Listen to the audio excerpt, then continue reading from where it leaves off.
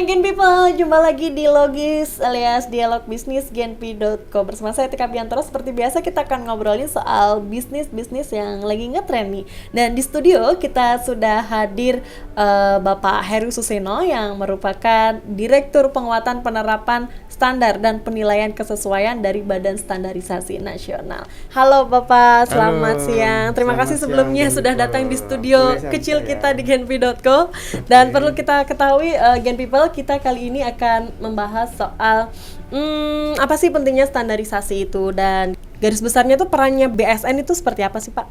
Ya, jadi standar ini kita bicara standar maka banyak aspek yang mungkin kita bisa diskusikan sini. Jadi bagi pemerintah standar ini tentu bisa digunakan sebagai instrumen untuk memastikan bahwa masyarakatnya terlindungi gitu ya, dari produk-produk yang tidak berkualitas atau mungkin barang-barang yang mungkin membahayakan untuk dikonsumsi. Itu bagi pemerintah. Bagi masyarakat tentu ini upaya memunculkan kepercayaan mungkin Pak ya Pak. Jadi gini, saya lebih yakin misalnya sebagai konsumen ketika memilih produk tentu yang sudah dijamin kualitasnya ya. Saya bisa contohkan gini ya. Ini misalnya ada dua produk nih. Saya tutup mereknya. Belum pasang iklan soalnya Pak. Pemirsa tidak gagal fokus sih. Jadi ketika kita dihadapan pada dua produk ini misalnya. Satu produk ada labelnya, di sini ada tanda-tanda, mungkin ada tanda SNI juga di sini. Satunya tidak ini. Kemudian Anda pada saat itu haus itu. Maka mana yang akan Anda pilih nih? Teman-teman pilih yang mana coba? Saya yang milih ya, mungkin saya mewakili dari netizen ini ya. Boleh. Saya pilih itu Pak, walaupun ditutup mereknya ya. Kenapa pilih ini? Ya ada SNI-nya. Ada SNI. Sini, ini kita nggak tahu ini air minum atau air hujan atau air aki atau air apa gitu. Ya, betul. Sehingga pasti kalau kita haus, kalau ada dua pilihan itu, ya kalau kita masih normal gitu ya, yang ini ya. Pasti karena ini nggak tahu ini produk apa gitu ya. Di samping itu juga kalaupun tahu ini adalah air gitu ya, mungkin juga air minum, benar nggak ini kalau kita minum aman gitu ya. Bisa jadi ini sudah 5 bulan ya, 5 bulan yang lalu direbusnya gitu ya. Sehingga mungkin udah ada bakteri, ada lumut yang kita tidak tahu gitu ya, aman atau tidak. Itu dari sisi konsumen. Tentu konsumen ingin memastikan bahwa barang yang dikonsumsi, barang yang dipakai ini aman digunakan atau aman untuk dikonsumsi gitu ya. Bagi pelaku usaha, saya sebagai pelaku usaha, mungkin teman-teman juga pelaku usaha ya, ketika memproduksi barangnya kan ingin produknya bisa diketahui oleh masyarakat gitu ya. Kalau produknya mungkin tidak ada standar, kan bagaimana kita bisa memberi keyakinan pada masyarakat, pada konsumen bahwa produk kita memang layak untuk dibeli oleh konsumen kita gitu. Nah, kelayakan bahwa produk ini layak untuk dibeli tidak kan harus ada persyaratan tertentu, yaitu standar gitu ya. Itu produsen dari sisi luarnya ya, dari sisi bagaimana kita membranding produk kita supaya produk kita lebih dikenal masyarakat. Tapi di dalam itu sendiri sebenarnya ketika kita menerapkan standar akan memandu kita gitu, bagaimana proses produksi yang baik. Jadi sebagai contoh misalnya kita ingin membuat bakso yang berkualitas bagus, pasti kita sudah punya cara bagaimana sih membuatnya, cara ya. Kemudian di dalam proses cara membuat ini kan kita akan memilih bahan baku. Bahan baku bakso yang bagus seperti apa sih? Tentu dagingnya seperti apa sebenarnya. Dan proses pembuatannya itu sesuai SOP begitu ya Pak ya? Dagingnya harus sudah masih segar gitu ya. Tidak ada yang busuk, mungkin bagian tertentu yang kita akan pilih untuk mendapatkan nanti hasil yang bagus. Kemudian di dalam setelah kita memilih bahan baku ada suatu proses ya. Tadi Mbak bilang ini ada SOP dan sebagainya kan. Tentu ada tahapan-tahapan yang harus dilalui ketika membuat bakso. Bagaimana mencampur bahan yang lain. Bakso itu ada mungkin ada bumbu-bumbunya dan sebagainya, bumbu yang pas seperti apa, kemudian campuran-campuran seperti apa, bagaimana menggiling, itu kan kalau kita punya SOP-nya kan akan lebih teratur. Jadi konsistensi produknya nanti juga akan bisa dijamin. Alat-alat yang digunakan juga harus bersih, tidak terkontaminasi. Kemudian juga orang yang membuat bakso di situ tentu harus menjaga kebersihan juga gitu ya. Tapi Pak, terkait SOP itu, ini kan banyak sekali tren anak muda yang membuat usaha begitu Pak. Bagaimana sosialisasi dari BSN-nya ini untuk bisa agar tren dari pengusaha muda ini memenuhi standar nasional Indonesia Pak? Ya, sebenarnya anak-anak muda sekarang kita sebenarnya dimanja dengan adanya media sosial. Kita bisa banyak melihat, ada YouTube, ada Instagram dan sebagainya. Dan sebenarnya BSN juga menyediakan YouTube yang di dalamnya ada video untuk bisa mendapatkan informasi seperti apa sih misalnya kita membuat bakso, membuat atau produk lain gitu ya. Saya nggak ingat semuanya, tapi mungkin teman-teman bisa kunjungi YouTube BSN. Boleh Pak dipromosikan. Siap. Kemudian dari situ teman-teman bisa sambil belajar. Sebenarnya juga kami di BSN juga menyediakan ya, di samping video yang kita upload di kanal YouTube kita, juga kita menyediakan konsultasi atau fasilitasi, terutama para usaha mikro kecil ini juga secara khusus kami melakukan pendampingan. Kan banyak contoh-contoh juga yang kita bisa saksikan di YouTube itu. BSN. Itu macam-macam produknya. Ada makanan sendiri juga macam-macam, ada bakso ikan, ada pempek, ada rendang, ada semuanya. Ada non makanan juga ada beberapa, termasuk mungkin kayak batik atau ada non pangan lah Pak. Non pangan juga ada. Tapi Pak, dari beragam produk yang sudah ada begitu, saat ini proporsinya berapa Pak produk yang sudah SNI dan yang belum, kira-kira berapa persen? Sebenarnya saya nggak punya data persisnya ya. Tapi kalau kita lihat dari pembimbingan yang kita lakukan ya. Jadi setiap tahun kami melakukan pembimbingan sekitar antara 200 sampai 300 usaha mikro ya, mikro kecil gitu. Itu setiap tahun setiap atau tahun. setiap tahun? Oke. Nah, memang di antara yang kita bimbing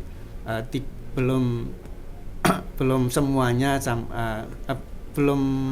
tidak mesti sampai pada sertifikasi jadi dalam proses. Jadi dari yang dibimbing itu kira-kira 100 sampai 150 yang kita bisa sampai sertifikasi.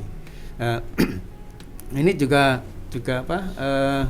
membuat mereka merasa terbantu gitu ya dengan upaya yang kita lakukan gitu ya. Karena sudah kayak punya golden ticket nih Pak ya, untuk bisa dipercaya oleh masyarakat gitu. Iya. Jadi kalau menurut Bapak, standarisasi yang paling ideal itu ada di negara mana sih Pak yang mungkin bisa menjadi benchmarknya Indonesia? Jadi saya tidak bisa menyatakan mana karena biasanya karakteristik di masing-masing negara itu beda-beda gitu ya. Sebagai contoh misalnya di Eropa atau di negara maju lah, termasuk Amerika sebenarnya. Standarisasi itu dibangun oleh para pelaku usaha gitu. Jadi asosiasi apa gitu kemudian membuat organisasi yang di situ membuat standar ya. Jadi memang basisnya adalah kebutuhan di antara mereka gitu ya. Sehingga ini standar ini betul-betul menjadi kebutuhan mereka, sehingga mereka tahu ketika standar dibuat ini sangat ditunggu-tunggu gitu ya. Kalau di Indonesia memang standar itu masih banyak didorong dari pemerintah gitu ya.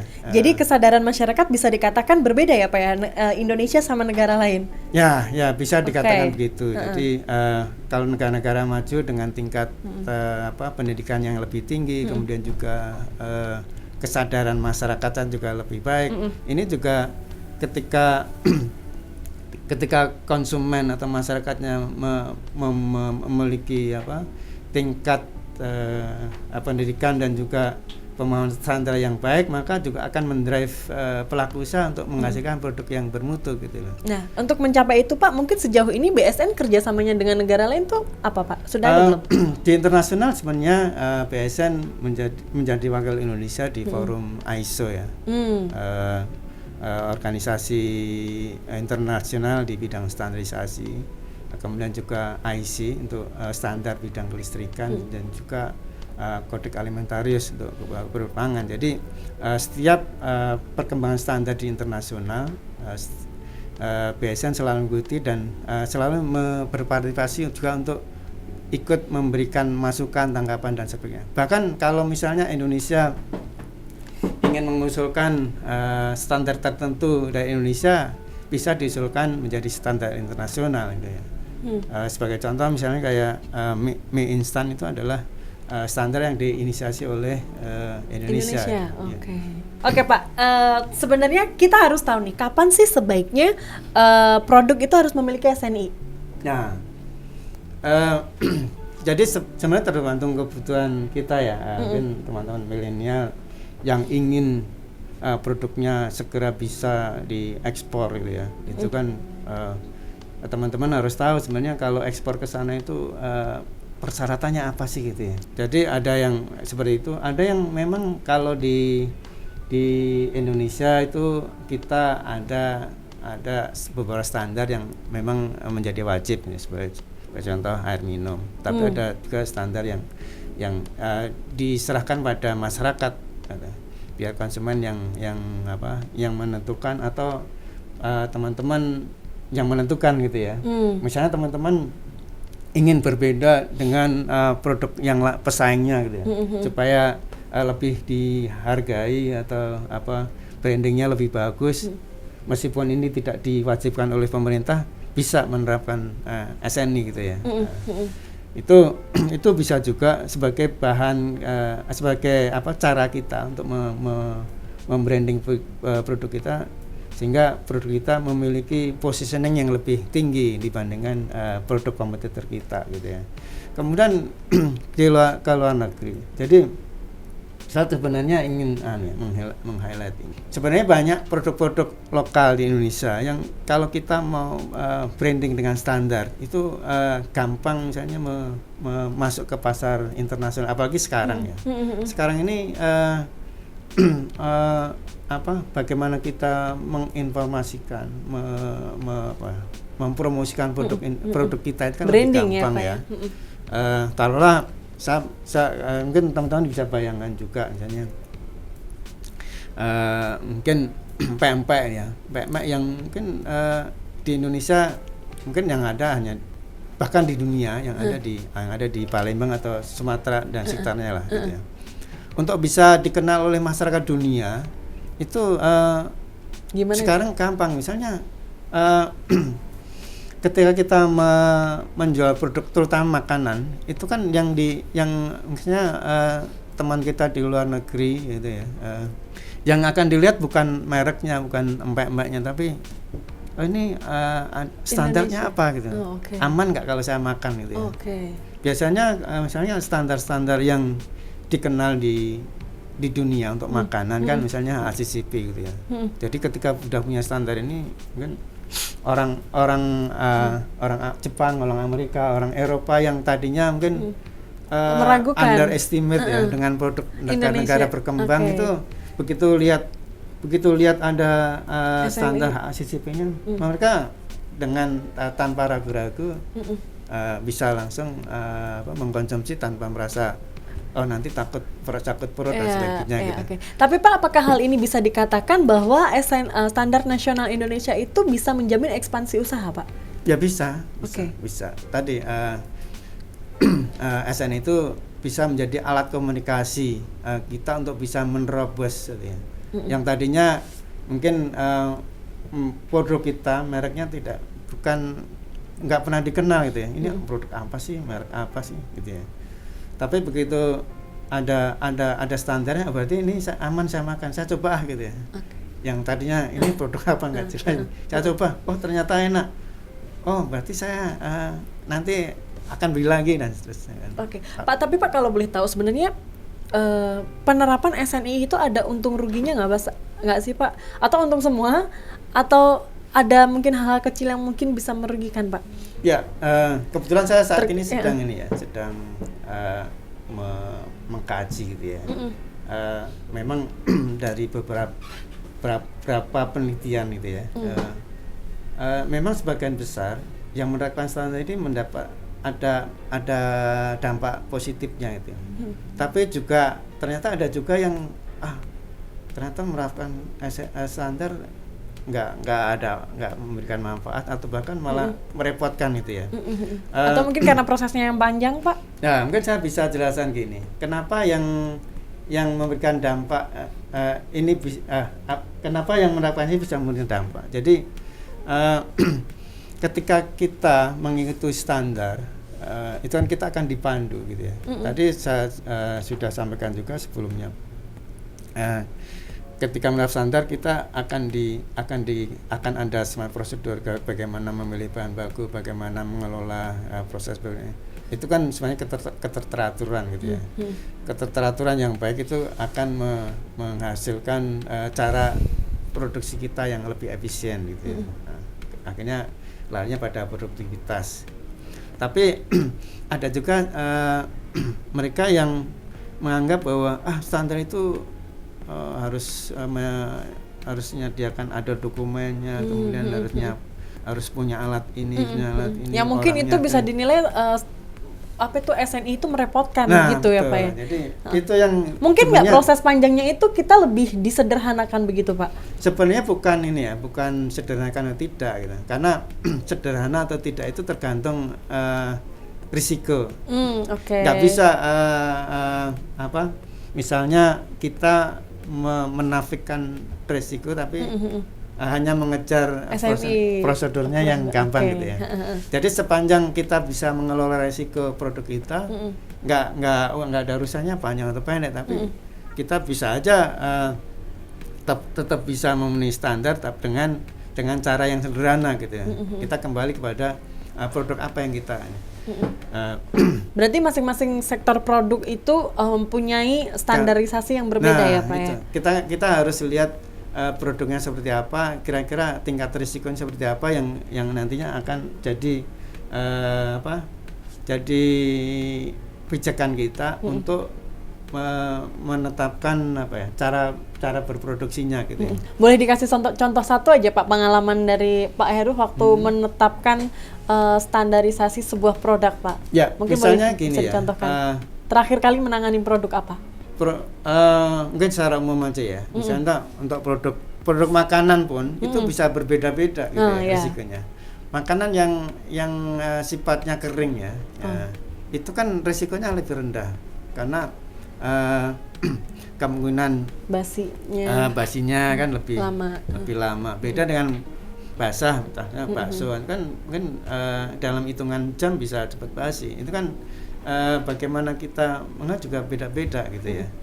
Itu yang mungkin jadi kita tidak bisa melihat sederhana atau tidaknya, tapi risiko yang ada pada produk itu yang kita harus pastikan bahwa produk tersebut ketika sampai pada konsumen, kita mau dikonsumsi tetap performanya tidak sampai turun gitu, bahkan menyebabkan keracunan sama kayaknya. Itu kan penting juga.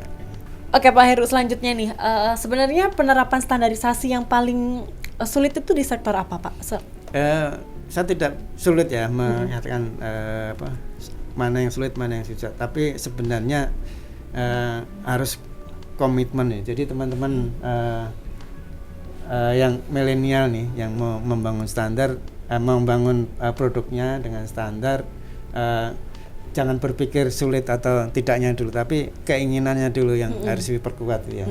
Karena sesulit apapun, kalau keinginan kita kuat, insya Allah ada jalan. Beda dengan yang sebenarnya mudah karena kita nggak semangat, nggak ada komitmen, tetap aja nggak bisa gitu ya.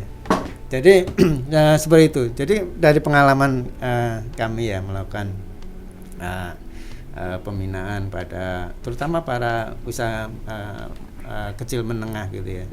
Ada yang memang semangatnya menggebu-gebu gitu ya. Ada yang semangatnya ya pokoknya Ya udah. so-so lah gitu ya. Yang semangatnya tinggi karena gini ya, di dalam proses penerapan SNI itu kan mau tidak mau ada sesuatu yang harus dirubah. Ya perubahan mindset ya pasti karena ini yang menjadi pijakan penting. Disampaikan secara fisik kadang kita juga harus merubah desain produksi ini. Taruhlah sebagai contoh misalnya untuk memproduksi makanan itu kan kita harus betul-betul bisa menjamin sanitasi, hygiene-nya harus betul-betul dijaga, tidak boleh ada kontaminasi, sehingga mungkin ruang produksinya harus desain betul-betul aman gitu ya, tidak ada tikus, tidak ada serangga yang masuk, yang nanti kecampur dengan bahan produksi yang kita lakukan gitu ya. Itu kan kadang membutuhkan investasi, tidak semua bisa di cover oleh pemerintah gitu ya. Jadi mungkin juga kebijakan pemerintah mungkin kadang berbeda-beda gitu ya. Mau tidak mau kalau komitmennya tinggi ya dia berusaha untuk memenuhi itu ya Pak ya. Oke. Bisa dengan mood atau mungkin jual apa atau demi mendapatkan kepercayaan dari para konsumen begitu. Ada juga yang seperti itu menghadapi itu ya udahlah mau gimana lagi, saya udah nggak punya apa. Terus ujung-ujungnya beredar tanpa SNI begitu ya. Pak.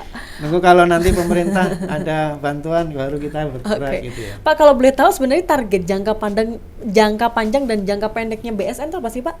Ya kalau jangka panjang berikan kan kita bicara pada sebenarnya kondisi yang ideal seperti apa ya. Ya itu nggak tahu kapan itu bisa dicapai ya. Itu kan mungkin bisa everlasting ya.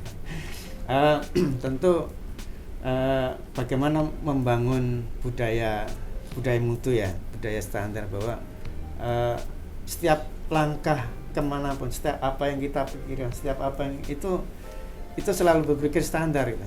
Ketika mungkin ke pasar membeli apa gitu ya, wah ini ada standarnya kan, ini kira-kira aman nggak saya konsumsi gitu. Itu kan sebenarnya itu budaya standar gitu ya.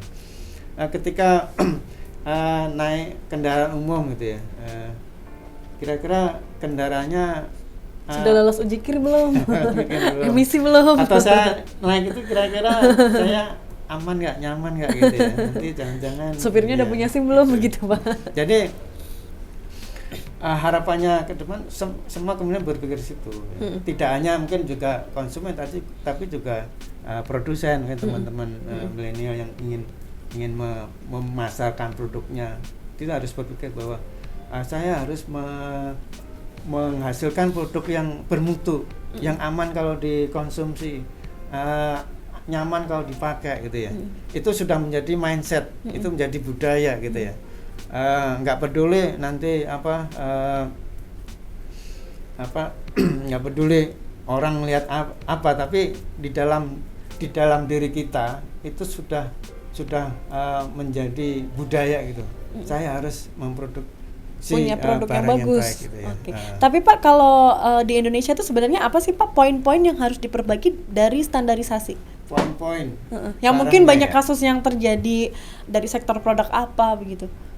Ya sebenarnya kan kembali bahwa memang kalau kita bicara budaya mutu, kita belum sampai pada level yang tinggi gitu ya. Itu kan gini, kadang saya suka berseloroh gitu ya. Dengan misalnya ketika misalnya kita bertanya pada orang yang menjual barang, saya jual gini aja lah, aku ngapain saya harus menerapkan standar gitu ya. Terus Bapak jawabnya gimana waktu itu Pak Heru? Contoh saya deh, saya punya produk, misalkan produk makanan keripik. Pak ini saya laku kok Pak, jual di kantor banyak yang beli, kenapa harus SNI Pak? Pak Heru jawab gimana Pak? Ya kan jawabnya ya kalau produknya ber-SNI kan aman untuk dikonsumsi oleh masyarakat. Anda juga punya kontribusi untuk membangun kesehatan mereka gitu. Ya kalau produknya kemudian membuat masyarakat sehat, kemudian itu bisa bisa untuk membranding produknya dan produk lain tidak seperti itu kan sebenarnya nilai tambah gitu ya. Kita bisa mengatakan pada masyarakat ini produk saya bermutu loh, ini buktinya. Dibandingkan sana belum tentu nanti habis makan misalnya diare dan sebagainya kan kita nggak nyaman kalau produknya tidak Iya, gitu. okay. Tapi Pak, sebenarnya kan banyak produk-produk hasil dari daerah-daerah begitu Pak. Saya waktu jalan-jalan misalkan ke Wamena, ke Raja Ampat, ke Papua Barat gitu tuh ada oleh-oleh khas sana begitu. Bagaimana pendampingan, karena kan buah tangan biasanya dibawa oleh para turis yang datang. Pendampingannya dari BSN gimana Pak itu Pak? Ya memang untuk ke daerah-daerah yang mungkin kita ambilnya daerah terpencil deh. Oke. Jadi memang BSN kan bukan organisasi yang besar ya. Bahkan kita punya berapa? Sekitar 600 orang yang harus mengcover seluruh Indonesia. Dan itu tidak mungkin bisa dilakukan sendiri. Maka cara yang ditempuh ya kita harus bermitra ya. Kita berkolaborasi dengan pihak lain. Tidak hanya dari sisi pemerintah daerah, tapi juga mungkin universitas dengan mahasiswa. Tapi kalau sejauh ini Pak, gitu. Kerjasamanya dengan universitas atau relawan? Ya ada. Kebetulan hari ini bukan hari ini ya. Jadi dalam beberapa hari ini semester inilah karena mahasiswa kan hitungnya semester ya. Kita ini lagi ada program, ikut juga dalam program MBKM-nya Kemendikbud Ristek ya, untuk Kampus Merdeka ini. Jadi di situ sebenarnya simbiosis mutualisme lah gitu ya.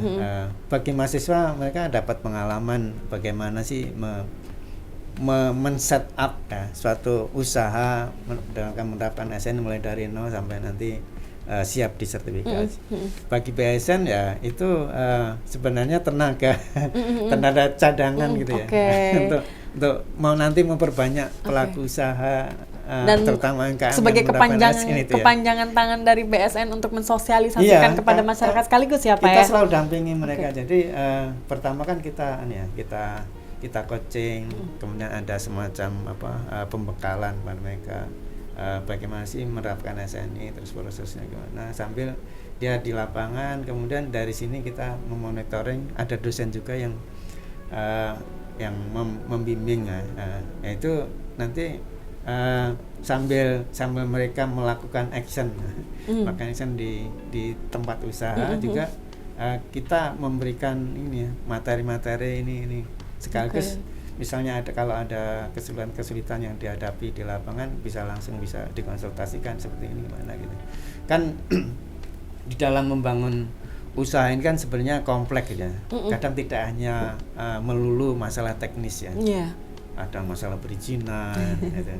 Ada masalah merek, ada masalah mungkin branding juga masalah. Itu kan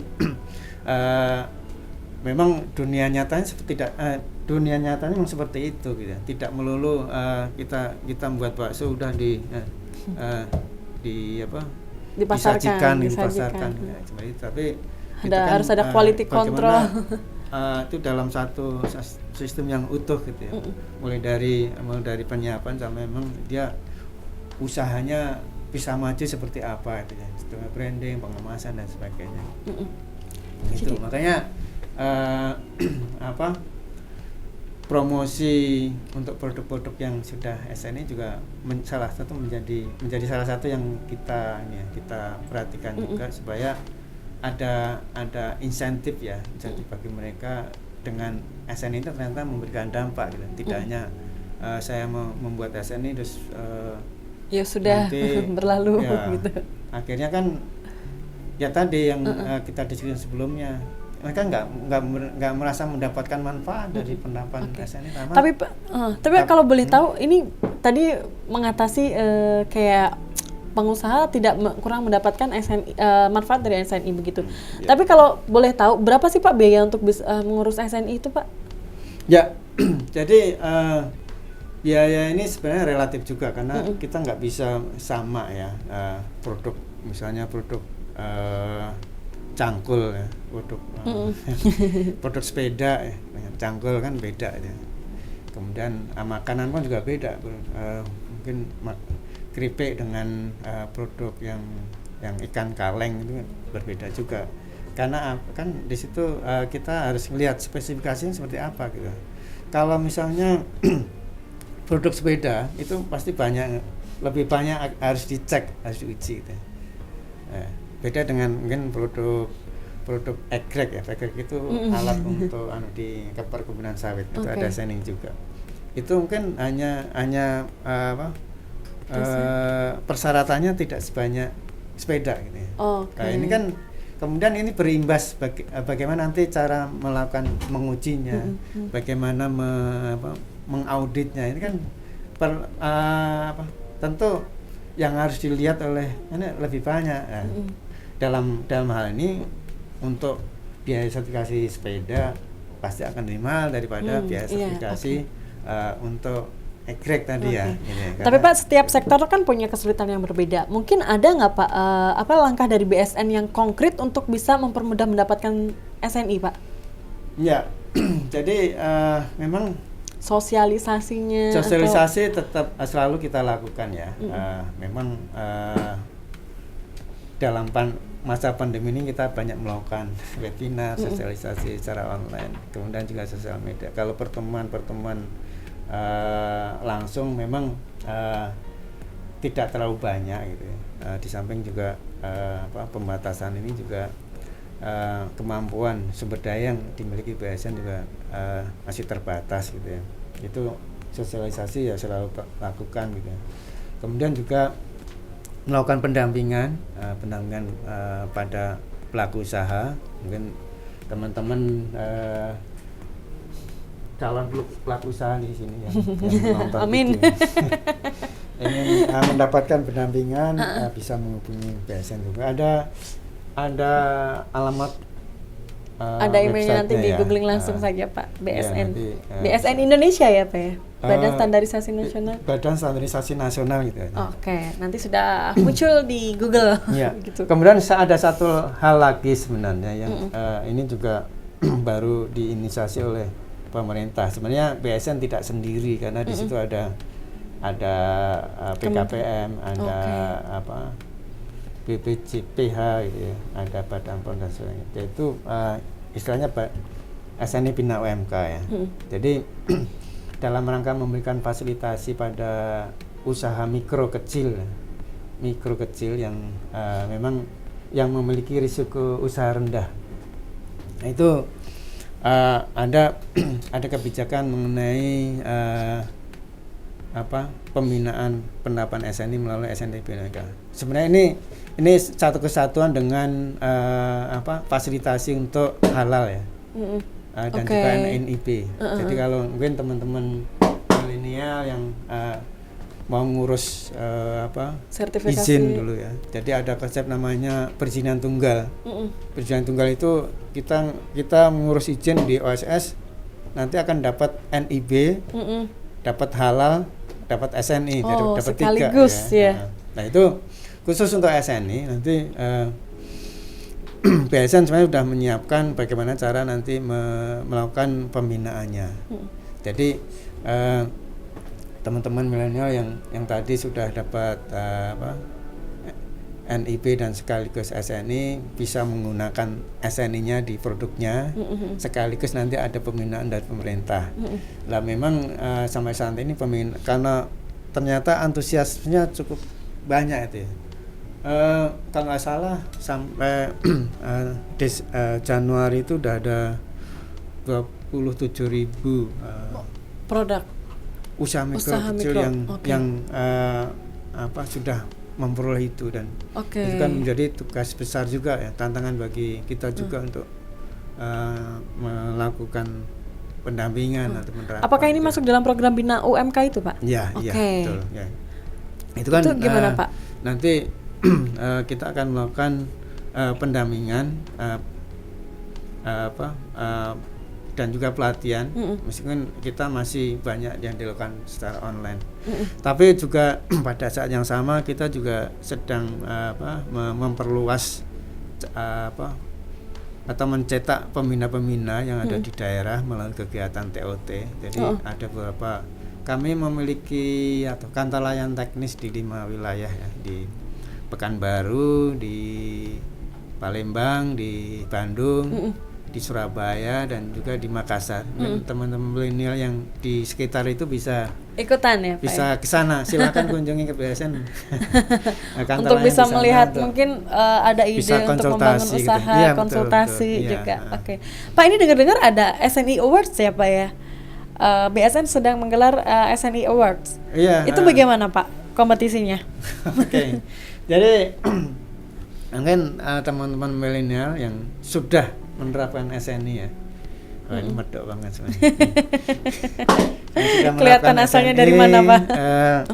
Ingin mendapatkan penghargaan yang prestisius ya, di bidang standar dari pemerintah Indonesia, bisa mengikuti acara ini. Jadi SNI Award ini sebenarnya kita sudah lakukan sejak tahun 2005. Udah berapa tahun ini? Sudah 16-17 tahun. Dan ini adalah satu-satunya penghargaan di bidang standar di Indonesia, dan kita lakukan hampir setiap tahun. Kenapa saya bilang hampir? Karena tahun 2000 sampai 2001 itu kita perpanjang gitu ya, karena ada pandemi kemarin. Kita jadikan yang harusnya 2 kali jadi satu gitu. Tapi tahun ini kita jadikan satu sekali dalam tahun ini. Dan sudah dibuka pendaftarannya sejak kemarin sampai tanggal 10 Maret. Jadi segera cari informasi, insyaallah di website atau di sosial media BSN bisa mencari informasi lebih, atau tentang ada SNI nomor kontak Awards di situ ya. Dan nomor kontak yang bisa dihubungi. Silakan bertanya sebanyak-banyaknya terkait dengan acara ini. Pak, kalau boleh diinformasikan SNI Awards itu kriterianya yang mungkin paling SNI banget itu gimana Pak? Jadi intinya gini nih, karena penghargaan ini kan kita juga mengacu ke negara lainnya yang sudah dulu, meskipun tidak. Mungkin apakah pengemasan itu menjadi penilaian utama atau bagaimana Pak?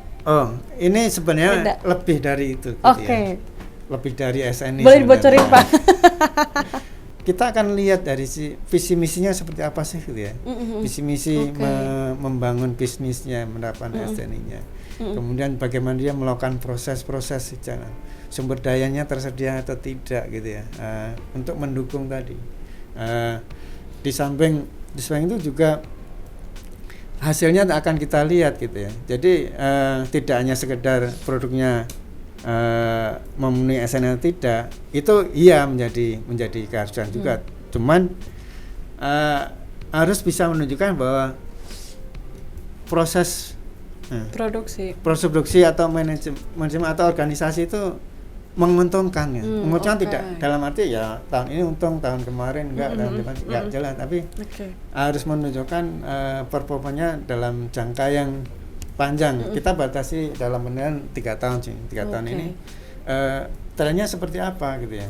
Keuntungannya, pemasarannya, dan juga sebenarnya ada aspek lain yang dinilai juga. Misalnya tingkat apakah ada kegagalan produksi, kecelakaan kerja, dan kita juga akan lihat gitu ya. Sampai hal itu ya Pak. Iya, makanya kita katakan ini adalah penghargaan yang prestisius. Tidak hanya sekedar produk ini diuji sesuai SNI atau tidak, tapi bagaimana mengelola usaha ini yang memperlihatkan kematangan suatu organisasi gitu. Sehingga kalau itu dinilai bagus, memang secara jangka panjang juga akan memperlihatkan kinerja yang bagus. Oke, nanti segala informasinya tentang SNI Awards boleh diklik di Instagramnya saja.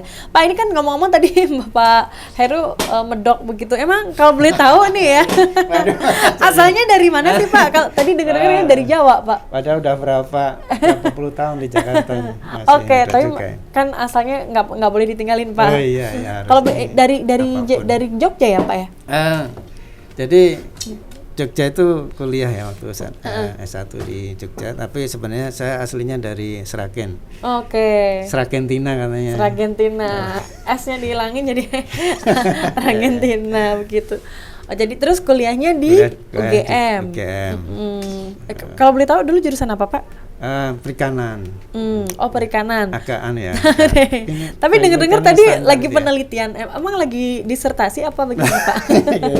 Iya. Ya, sebenarnya saya kok masih merasa ini aja, merasa nggak pinter itu loh. Jadi kayaknya perlu kita harus kadang kalau harus dikasih kejutan gitu ya. Otak itu kasih kejutan biar tetap biar nggak monoton, atau dari situ udahlah coba aja kuliah sambil ngisi sebenarnya ngisi waktu juga. Kalau boleh tahu Pak jurusannya apa Pak sekarang? Kan dulu S1-nya perikanan. Ilmu pertanian.